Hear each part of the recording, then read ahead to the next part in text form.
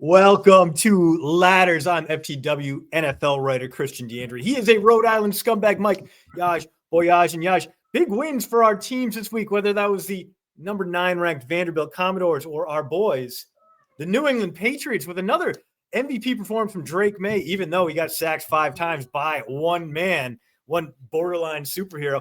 How you feeling about the Patriots, the AFC East leading New England Patriots? I'm feeling great. Once again, like you reiterated, another awesome week of viewing football for us. Myles Garrett was quite terrifying yesterday. But somehow the Pats weathered the storm and came out with a huge victory. So I feel great about them right now. I don't know about you, but man, it's really fun to be a Patriots fan again.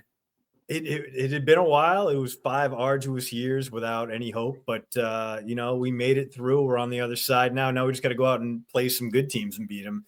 Because now all we got is that Bills win to hang our hat on, and we still a team that lost to the Raiders. So who knows? Well, the point of Ladders is to send you on your merry way to the waiver wire and find the guys who can help your fantasy team. Week 9 is coming up. We have 3 guys who went above and beyond and are going to be commodities this week. CJ Stroud, Isaiah Davis, and your boy Troy Franklin. We're going to talk about whether you should add them and who you should drop to bring them in. Now, Yash, let's start off with the 2023 NFL Offensive Rookie of the Year, CJ Stroud, coming alive. His pressure rate's down. Yep. He's beginning to ingratiate himself a little bit more with those young wideouts. We're seeing Jalen Noel come up, Jaden Higgins come out. So the question is, he's about 56% owned in Yahoo leagues right now. Would you rather have him, or start with the guy on his level, would you rather have Kyler Murray, Arizona Cardinals? Oh, I'll take CJ Stroud in comparison to Kyler Murray. Murray just seems way too banged up right now, and he's kind of spiraling back into that midseason Kyler Murray that we always seem to see at this time of year. So I'll take CJ Stroud and his ascension in the QB ranks moving forward. Yeah, the biggest thing for me right now, Yaj, is that Stroud's offensive line is finally starting to put it together. Rebuilt group. His pressure rate's been under 30%. 3 of his last 4 games. Okay. That's a big deal because he's finally got the time to get in touch with those young wideouts. Meanwhile, Kyler Murray, 6 touchdown passes in 5 games. He's dealing with a foot injury that's going to sap his running effectiveness. I'm out on Kyler Murray probably for the rest of time in fantasy, for being honest. I don't love CJ Stroud, but I like him a lot more than Kyler. Next man up, 73% owned, MVP candidate, Matthew Stafford, Los Angeles Rams. Yaj, Stafford or Stroud? I'm going to take Stafford here. Quite honestly, I like how he's been looking even without his top target in Puka Nacua last week. The back seems to be holding up. And I just trust their offense more. Sean McVay run offense. They're more like a well-oiled machine. They also aren't dealing with integrating so many younger players into their starting lineup as well. So in this case, I'll take the veteran leadership from Stafford and the more stable floor that he provides. Yes, absolutely. Not only more stable with the blocking up front with a guy like Devontae Adams, with Puka Nacua when he comes back, but also just a veteran presence who can hit those really high notes. We saw him have 5 touchdown passes a week ago, 12 touchdown passes without an interception in his last 4 games. This is a guy who can absolutely deal.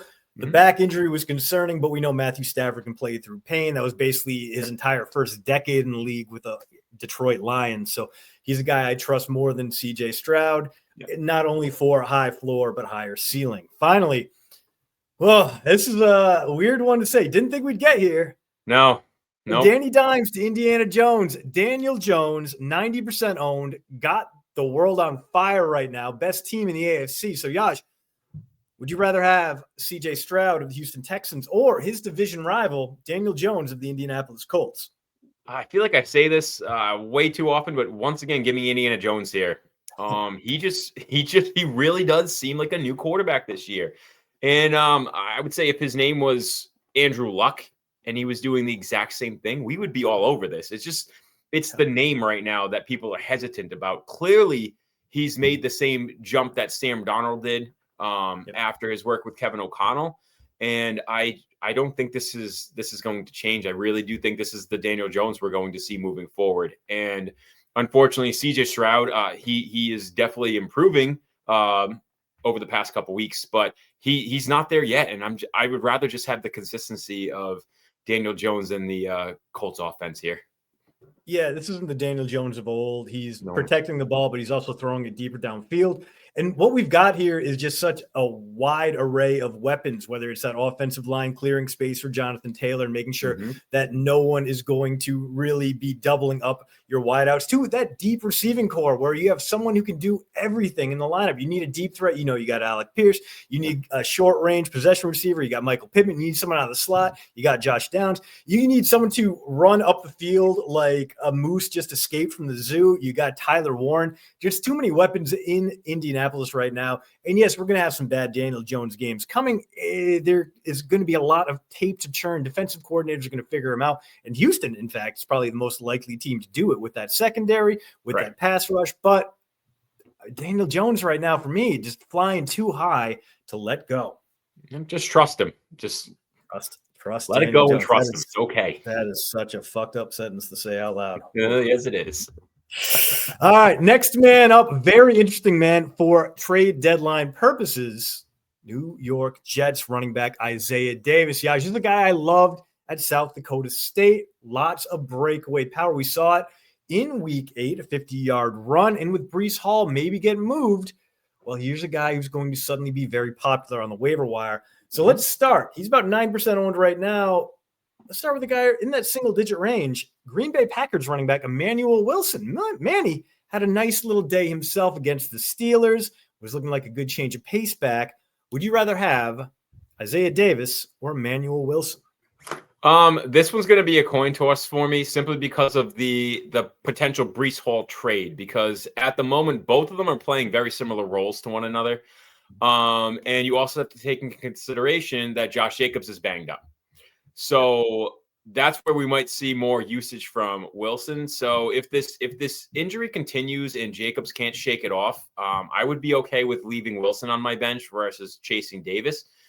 But in the same respect, Davis looked great yesterday, and he also had the benefit of plenty of offensive opportunities yesterday with the playing against the Bengals. So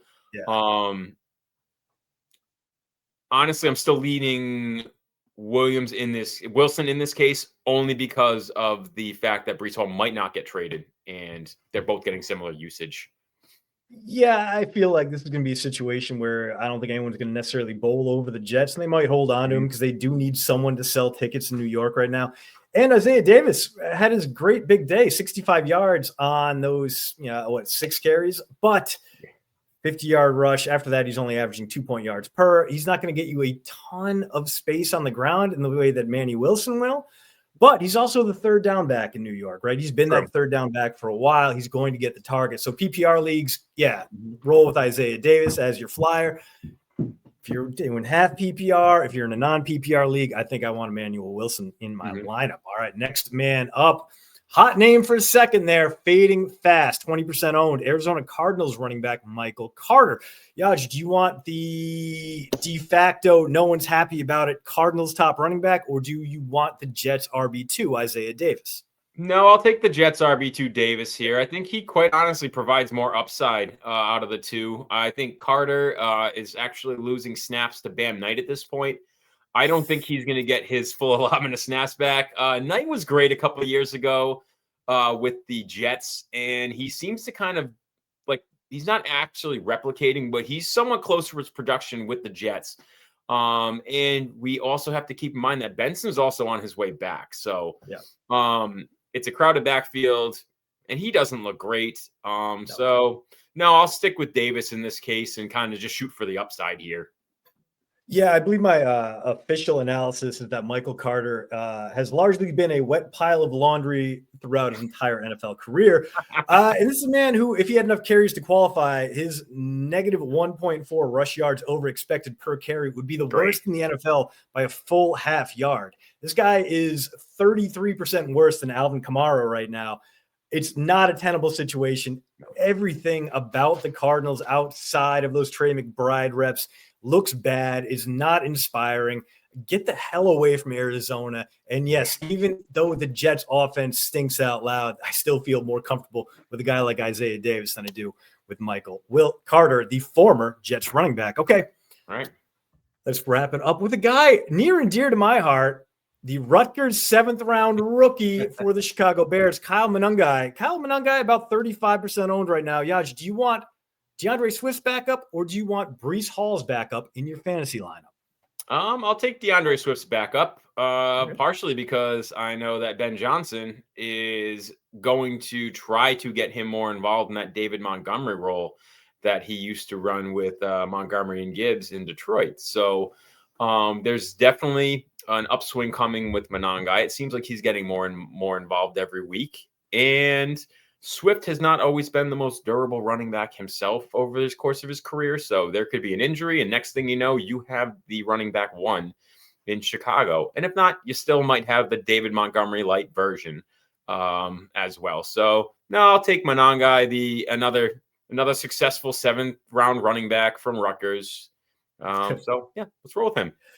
Yeah, I did the same exact thing you did. He's got that Montgomery role. He's a grimy runner, right? He's running in between the tackles. 138 of his 186 rushing yards have come after contact. So he's shrugging off tackles. He's falling forward. He's doing the things that build up a lot of goodwill, things that DeAndre Swift doesn't necessarily do well, especially with DeAndre Swift's vision problems, with his ability to cut back from a running lane and swamp himself and get buried 3 yards behind the line of scrimmage.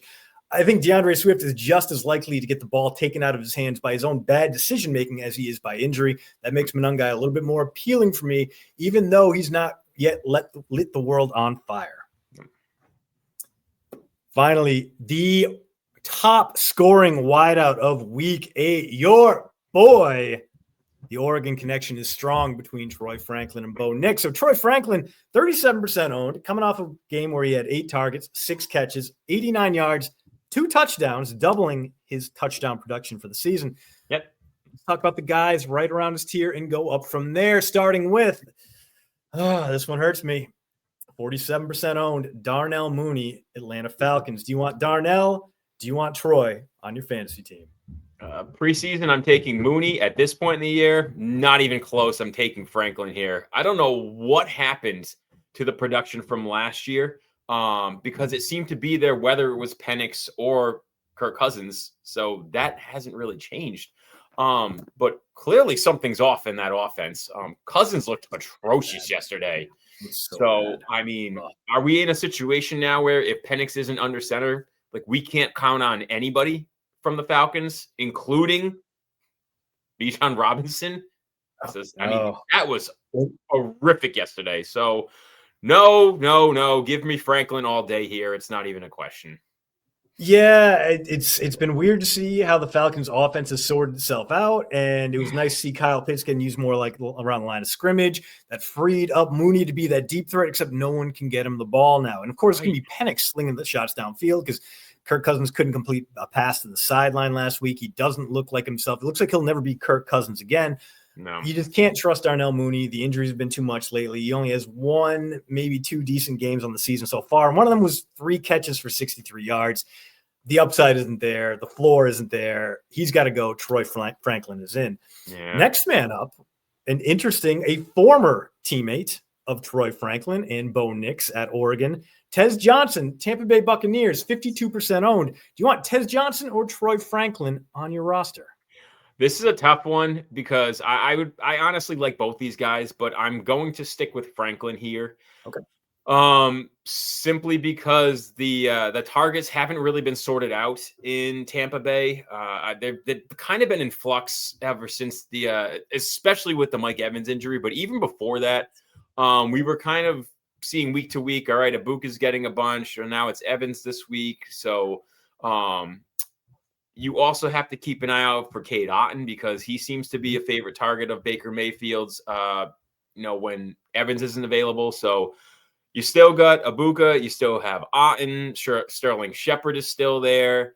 So, I mean, at this point, I think Franklin has less competition. So I'll stick with Franklin here. It's awful close though. Yeah, I feel like they're in similar positions, right? You have a deep receiving core where you don't really know who's going to step up and lead the team any given week. Now, obviously, if everyone's healthy in Tampa Bay, it's a different situation. Same thing with Cortland Sutton with the Broncos, but things fluctuate. And I don't think you can ever count on the Buccaneers wide receiving core being fully healthy again. So that does work in Tez Johnson's favor. Here's a guy I was a little bit worried about because he's a sprightly little dude, right? He's 5'10", 160 pounds. You think no way that holds up in the NFL, but this guy who played 62 college games, he was prolific. He got the ball. He made things happen after the catch. I think in this case, just because things have been so volatile for Denver, where you can have a guy like Marvin Mims show up and have 90 receiving yards and then fade away, or Troy Franklin shows up and he gets 11 targets, but he only catches 3 of them. I think I want a little bit more consistency, and that's what Tampa Bay has to offer with Baker Mayfield. However, like you said, man, it's real close. Okay, finally. Keep in mind, Mims got hurt yesterday as well. Oh, good point. So Marvin Mims might be out for a little while. That might open things up a little bit more for Franklin as well. Oh, your cousin Marvin Mims? All right, finally. Oh, another one that hurts and another Broncos connection. Jerry Jeudy, Cleveland Browns, currently still 70% owned despite the 2025 season in general for Cleveland. So, Yaj, do you want Troy Franklin on your team, or are you sticking with Jerry Jeudy, hoping for that revival? No, I'm gonna go with Franklin here. I think, wow. Yeah. Have you seen it from Jeudy this year for the most part? I mean, now he's got a quarterback that they don't let throw farther than 5 yards downfield. So it's not like, we didn't really see much from Gabriel. So, again, I just don't think the Browns are going to provide enough for Jerry Jeudy to really do much here. They seem to be way more run heavy this year. At least last year, they were chucking the ball over the yard. This year, they're not even doing that. And again, I'll take Franklin. And I do want to point out one little thing about Franklin. Most people might not realize this. He's actually their top red zone target for their receivers. It's not Cortland Sutton. So Franklin, he's not getting as much general usage throughout the game the way Cortland Sutton is, but he's getting more targets in the end zone. Stats I have is 14 to 12. He's got more red zone receptions, 9 to 8. Yardage goes to Sutton slightly, 54 to 48. And then again, touchdowns 4 to 3 in the red zone for Franklin. So he's actually being utilized slightly more than Cortland Sutton is. So just to note that this is not my affinity for him is not just coming blindly out of nowhere because I like the number 11 on the Broncos. So there is some statistics that are backing this up. So the one thing I worry about there is that teams will flip eventually because Troy Franklin's red zone target share is about a third of all Bo Nix's red zone targets. Cortland Sutton about half that because Cortland Sutton is Cortland Sutton. He's going to get double teamed. It's a compressed field, so the safety's always going to be over his side. I think over time, Troy Franklin is going to be seeing those double teams. That's going to shut him down a little bit. But as we saw in week 8, the targets are still there. Defenses haven't figured it out yet. You want to run with that.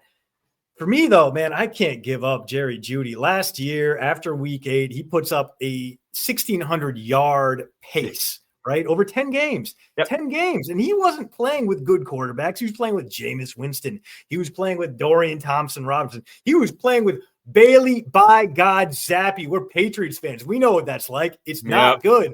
But Jerry Jeudy still went out there and performed. He got it done. So when things go haywire, which has been the entire freaking season for these Cleveland Browns, I think Judy's going to be the guy who steps up and either loses his mind and gets thrown off the team for threatening to murder Dylan Gabriel, or he demands the ball and he gets it because who else is going to come through in that lineup besides David Njoku and apparently Harold Fannin Jr. Mm-hmm. All right, it's time now for Smash the Stash. We're going to take a look at guys 10% owned or less in Yahoo leagues and pick out our guy to hold and cradle at the bottom of your rosters in hopes they're going to come alive later. Yaj, who is your stash pick heading into week 9? All right, so as we said previously, I initially had Jalen Noel on this list, but I think he's creeped up to the point where I can't include him anymore due to the threshold. So I had to pivot to Bengals running back Samaje Perine. All right. Oh, yes, I know. I know this is kind of a shocker, but once I took a dive into the numbers, I'm like, this guy could be worth something. So rush attempts have gone up in the past 4 weeks, 4 to 6 to 7 to 9. He's becoming much more of a split than he was before with Brown. This past week, the splits for the snaps were 32 to 25, and he's splitting goal line carries as well. Now the Bengals know they cannot wear out Brown. They got to start using this guy more, and he can bruise. He can run people over. Yes. So we're seeing obviously an offensive resurgence with Joe Flacco involved the last couple of games. And Brown's been playing great himself, but it looks like they're spelling him with Perine, and Perine's been effective. So that's my guy for the week. If you can find a way to stash him, Samaje Perine might pay off as a flex down the stretch. Yeah, the good news about any Bengals skill player is that they're going to be fighting from behind a lot. They're going to be trying to push the ball downfield a lot. So you're going to get a lot of PPR points from them, whether you're relying on a wideout or a running back. For me, though, I got to go with the guy he's going to be a little bit in vogue right now. Another rookie, day 3 pick, Devin Neal, New Orleans Saints, the Kansas Jayhawk, nose for the end zone, 32 rushing touchdowns his last 2 seasons in Lawrence. However, only 3 carries this year. Has done almost nothing with him. 3 targets, 3 catches, all came last week. Alvin Kamara left week 8, came back, but he's been pretty bad. He's honestly having the least efficient season of his career, and he's been very inefficient the last 3 years, which shows you how bad that's gotten. You've got Tyler Shuck coming in. He's going to throw a lot of checkdowns because he doesn't really seem to know what he's doing. They had him throw 1 million times last week. Didn't matter. So I got to imagine Kellen Moore is going to be like, all right, let's make it easy on you. You go through your reads quick and check it down. You got a guy like Devin Neal who's already going to be that 3rd down back, but you also have Kendre Miller done for the season. Shocking. I know he's hurt again. Yeah, right. And, well, we're talking about trade value. Maybe this is the year Alvin Kamara finally gets dealt out of New Orleans and the team finally decides to mercifully rebuild and set Mickey Loomis, the general manager who uses the salary cap like a credit card for a undergrad community college student. They set him off to sea on an ice floe, never to return again.